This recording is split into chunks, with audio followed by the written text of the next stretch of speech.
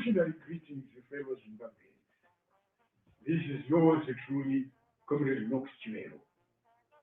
Today I stand before you not as an individual seeking political office, but as a servant of history, a patriot summoned by the cries of a nation, called to carry forward a struggle that belongs to all of us. This is not an individual fight. It is the fight of every Zimbabwean mother who goes to bed hungry, so her children may eat. It is the fight of every young person whose dreams are suffocated and shattered by unemployment, oppression, and hopelessness. It is a collective fight, a fight for the heart of Zimbabwe. Whether you belong to ZANU, PF, Triple C, MDC, MCA, Transform Zimbabwe, Zimbabwe Rainbow Coalition, LEAD, or any other party, it is the fight of a nation crying for dignity, justice, and freedom. It is a fight of a people feeling abused and dehumanized by its own government. It is a fight for a government that respects the rule of law, a government by the people and for the people.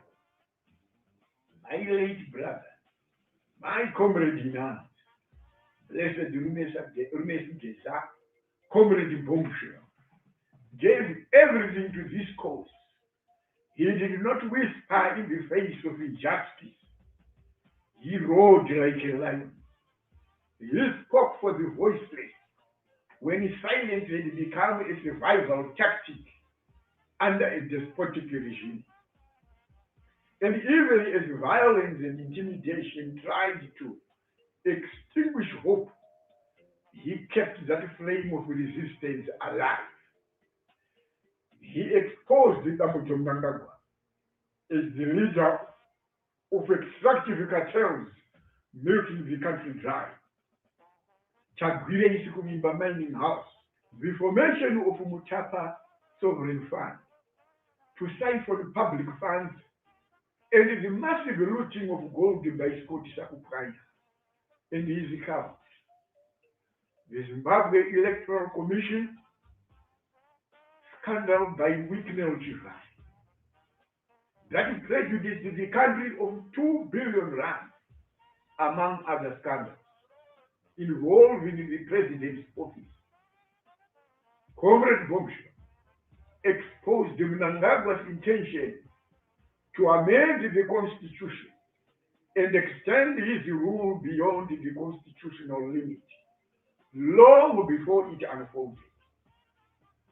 May Comrade Bombshell's soul rest in eternal peace. His passing on in February was not just a loss. It was an immortal blow to the nation, a painful wound in the heart of our revolution and in the conscience of our people. Let me reiterate that there is no one who can replace him. His shoes are too big for anyone to fit in. His courage was rare. His sacrifice was extraordinary. But the mission he began is too sacred to be left to die.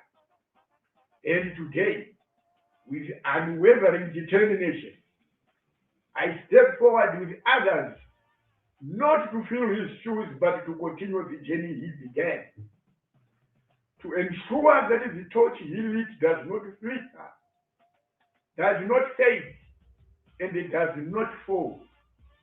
The Geza revolution will never die.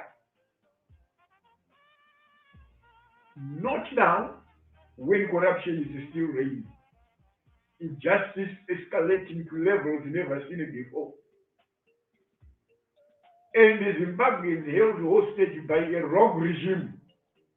Like I said, I do not come to you as a career politician chasing power. I come as a concerned patriot, a citizen soldier of democracy.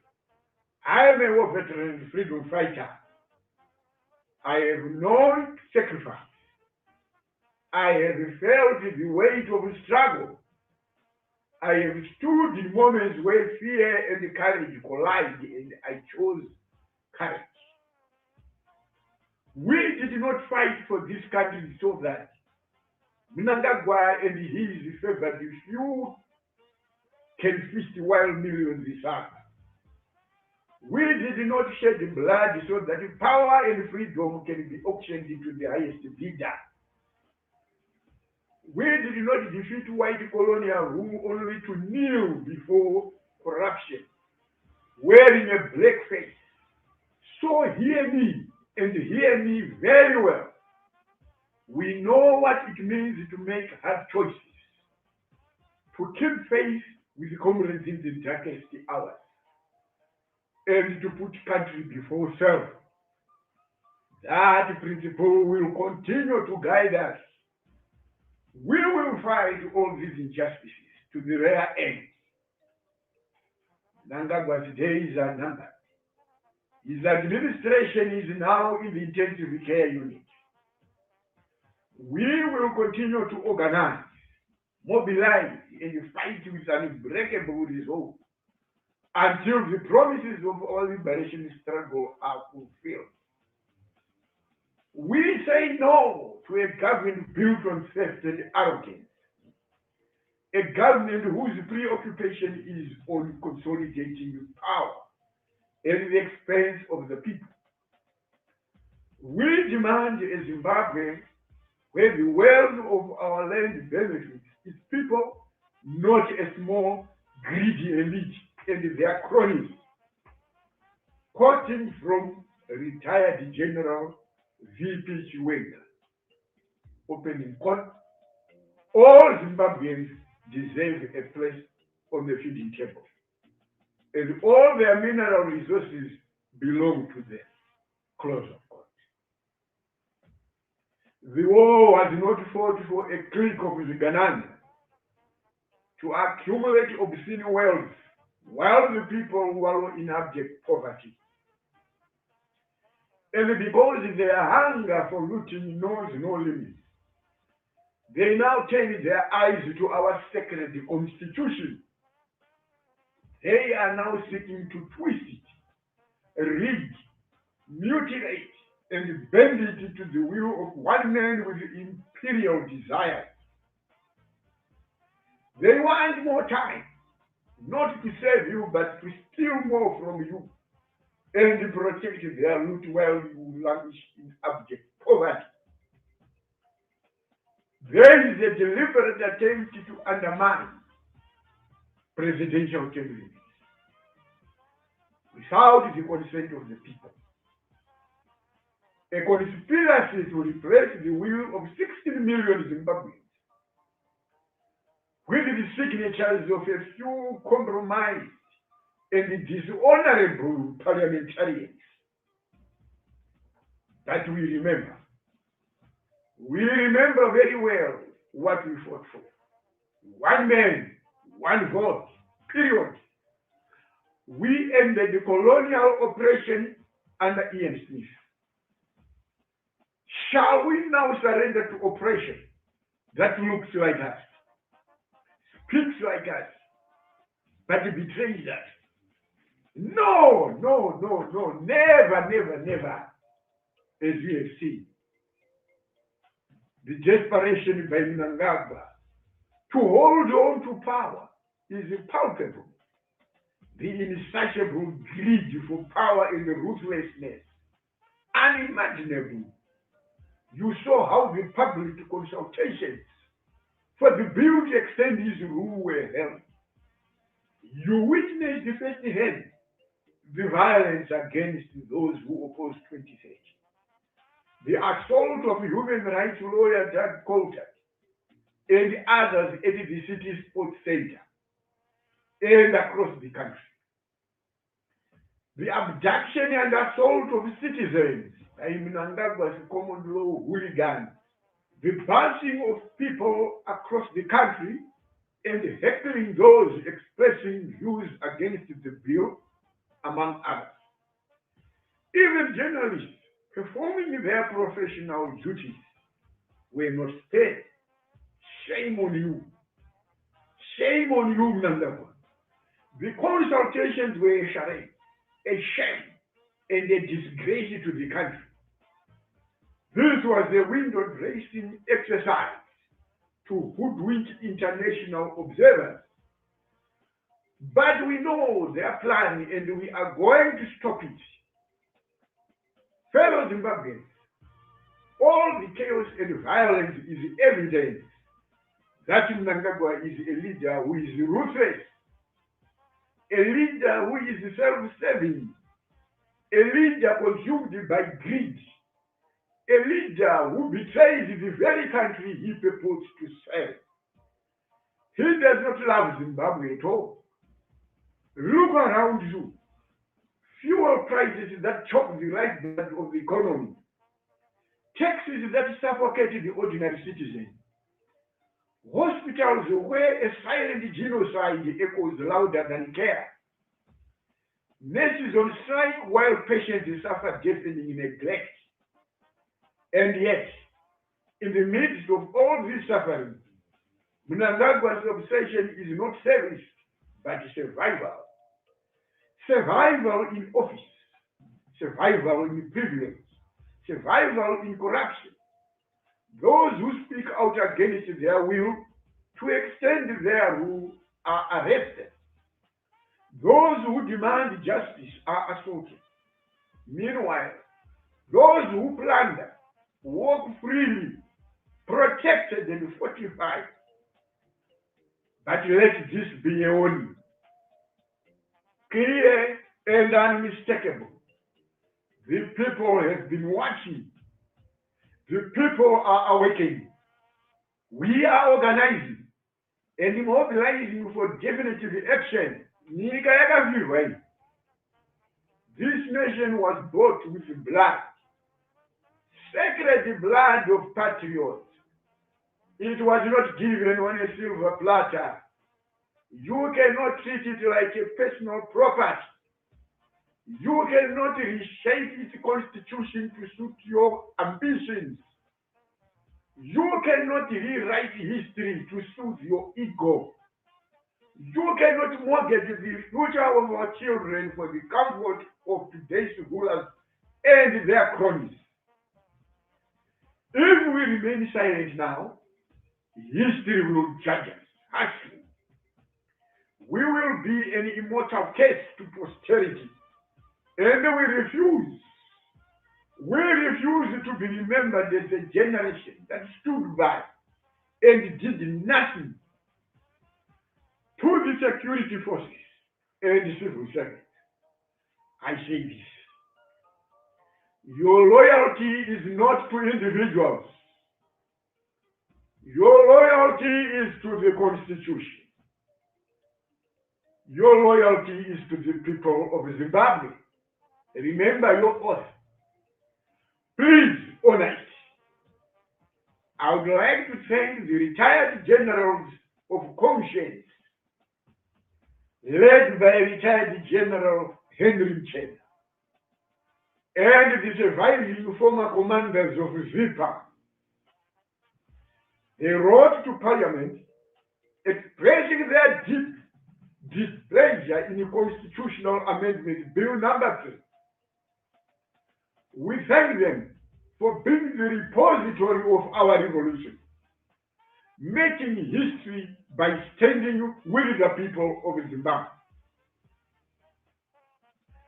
To Mnangagwa and your cabal, take this message seriously.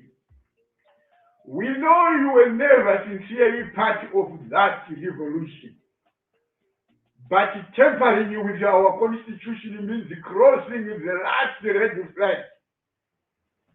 And to every Zimbabwean listening to me today, rise, rise, rise and defend your constitution. Rise for your children. Rise for your future. Rise for your dignity and destiny. The flame was lit by comrade Geza and other unsung heroes. The path has been shown. The responsibility is now ours. We will reclaim our future together, united in purpose and unshaken in spirit. We will restore the promise of Zimbabwe. Pamberi nekushinga, pamberi nekubatana, pamberi neguta ruzhinji, pamberi nekudzivirira nyika kubva kumhandu dzinenge Emerson Mnangagwa, pamberi rokupikerera, pamberi rokubambana, pamberi rokusutisa uzulu jikelele, pamberi rokuvhikira ilizwe kuzvizita njenge Mnangagwa. Mnangagwa has declared war against the people of Zimbabwe. Mnangagwa and his cronies are enemies of the people. Fellow Zimbabweans, don't lose hope. Don't despair. Mnangagwa anaenda chete. May God bless you. May God bless Zimbabwe. Nyika yakafanana nekutimba churu inoda chirwirangwe, vanhu vose misoro pamwe chete. Chirwirangwe chinoreva kuti tese takaedzana. Kumwono tisati yamakanda etu ndaonye sirwire ndaonye sonke njengabatwana veZimbabwe. Iko zvindo tiri kubva kuchema comrade Geza, his soul rest in peace. Geza haiziyo nyika asi mufanikiso wezvinoda kuitirwa nyika nekuti akarangarira. Geza akarangarira vamwe vake asi akakanganuka nevamwe vake vapenyu hunyoro huno. Vanana Mahiya, nana Matemadanda. Iwe Mahiya, Matemadanda. Saka zvakanzi kusatenda uroi. Varume makachengetwa naGeza kuchenjeri kupurazi kwake ini. Muchishungurudzwa naMugabe. Imi varume. Amunogara kupurazi kwaGeza kuchenjeri ini, sanyati. Asi paakafa makambooneka. Kana kutongotaura nguwa kunyoledza utete kuti mumwoyo wedu kukoraptwa nepower, kukoraptwa nemari isikarioti revolutionaries. Unoshamisa. Trago redu haisi kumira. Makomrades haana kuendera hondo epolitical party. Makavanzwa vakomana veZipa vachitaura. Makavanzwa general vachitaura. General vakataura vakati, we did not go for a political party, but takaenda kunorwira vana veZimbabwe. Saka hudzvinyiriri kutoka nyika nedemo. Ati umuzika wakiwa nenduko. Nyika vanhu ndo nyika. Uyezve ushemadzoro. Ubukosi ngamazoro. Kuchinja mutemo. Hauchinje mutemo zvaunoda iwe. Usina kubvunza vanhu. Varidzi vavo vakauita. Ndiwani? Emerson, ndiwani iwe? Nechikwata chako chevatengesi, dishonorable members of parliament. Vasinova vari kumirira. Members of parliament vakakoraptwa vakapiwa mari, vakapiwa madzimotokari nezvigananda. Kusvikira nekumajaji. Tinozviziva. takagara ndakakutaurira kuti the people's power haugone kuivharidzira iwewe, hauna simba rinokunda people's power. Unotorova pasi kuda kana kusada baiginya uri kubva, ende nguva yako yekurova pasi yakwana. Vanhu veZimbabwe musatyisidzirwe nemutsindo webete. Nguva yakwana, magamba akafira nyika ino, vari Chimoyo, vari Nyadzonya, vari Doroyo, vari Freedom Camp, vari Mkushi, vari Nyamkundwe, vese vanhu ivavo vakasara naina hiya nevamwe vatengesi vako. Unombozvirangarirawo here kuti vanhu ivava vakafa vasina kana nevana, vakasara varimo mumasango nanhasi vasati vapinda. Ivo unotori nemhuri kaini, vamwe muri kutoroora vaikona kutaura vakadzi muri kungoroora kaini. Comrade mumwe wakanga uinayowo akasarawo padoroi, akafa riri jaya atifira nyika ino. Unombomurangarirawo. Andiri mutoronga kutovirikidza vakadzi kusangana nemukuru wenyu muchiteedzera mukuru wenyu who has proved to be a prolific human breeder. Saka imimi muri kutitaurira kuti imi nyika inoteera imimi. Maiya nechikwata chako tiri kukuudza kuti morova pasi. Tinoda kupa kutenda ma-retired generals nema-former commanders of ZIPA, anana comrade Bauya, anana comrade Pfefferere, anana comrade Paka, comrade Chaitezi. I salute you. Ndimi munoziva, ndimi ma-seniors. Anoziva gwara rakanga rakamira musangano. Ndimi munoziva zvamaidzidzisa vana kuti tiri kurwira zvakati zvakati. But you only disappointed by keeping quiet. Kuziva chinhu wozonyarara usina chaunoita. Kwete. Kwete. Amaifanira kunyarara ka? Amaifanira kunyarara nekuti kuzoona vadiki vakutaura nyaya idzi imi muripo zvinenge zvakakureva kuti paitika zii apa. Nyika ndeni, you suffered for this country. Saka tati kubatana macomrades. Ngatibatanei. Comrade Machibebe aiwa kana nemazi enyu amunopa akanaka. Anobatanidza upatu mumawo veterans ngahumire. Nyika ndedu tose. Mumwe nemumwe akazvidziva kumba kwaamai ake nababa achienda kuhondo kuenda kunosunungura nyika. Asi unozoona vanhu vakupaturwa nevanhu vakuda kunoenda kunorwira mutungamiriri wechikwata chemawo veterans wakaenda kunorwira vanhu. Kubatana zvigananga zvako kuti kumawo veterans. Saka vanhu havapenge. Zivai kuti pane poison in the party.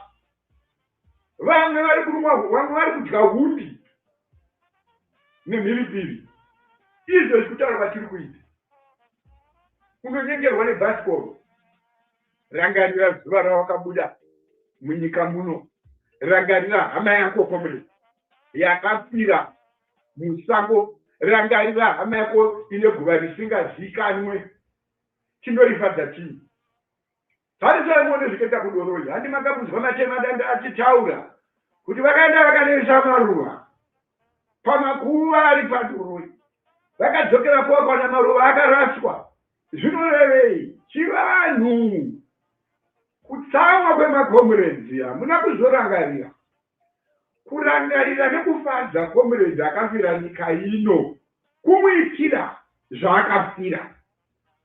Kwete kuenda paguva rake nemaruva. You are a tourist. Vativhura matourist. Saka macomrades oyo vaitokuratidza kuti you are tourist. We have no business here. Get away. Itai zvakafira comrades iyeye. Mweya wake unowana zororo. chinove chinhu chamuri kutadza nepamusana pekuda mari dzamuri kuwana nachivhayo zvezvigananda zvauraya kana nechipostori hakutisina kana nechinamato angove machira chete afara machira machena vaakuzviti vakuru vemazuva vana abrahama kutenga mabhazi achinzi mabhazi ndeemapositori emashowe akasiyana-siyana ari mabhazi ekuzoshandiswa paconstitution mobilization yavo antu ava kushandiswa kutakura vanhu kugokwe kuenda bhuruwa iwawe mabhazi emapositori zvoreiko chinhu chakarongwa kare ichi vana vezimbabwe muchavharwe zvino yasvika nguva yekuti mwana wezimbabwe usimuke. Arise now. Mhepo midzimu yenyika ino inewe ati musatyisidzirwe nemutsindo webete. Vanotorova pasi chete, vanotoenda nyanga dzezizi. They don't own the army. Army ndenyika ndevanhu. Vana vambia nehandaro kana pahondo vaimbwa wani kunzi vana vambi hanga yavadzambuya nehandaro usadzibata ukadziona musango ndivavo vacho vana vachei vavo vaextension ndikuti ndoko vakabva nako havazive munhu ivava ari padhuze nevowa kuti ari kukuchengeta iyeye iyewo arikuti arikuhova kuti ari kukuchengeta iyeye ziso rake riri pauri. Totenda madzibaba, tinotenda haiwa ndatenda wenyu nokuti chive nyabonga masamezuva ndatenda.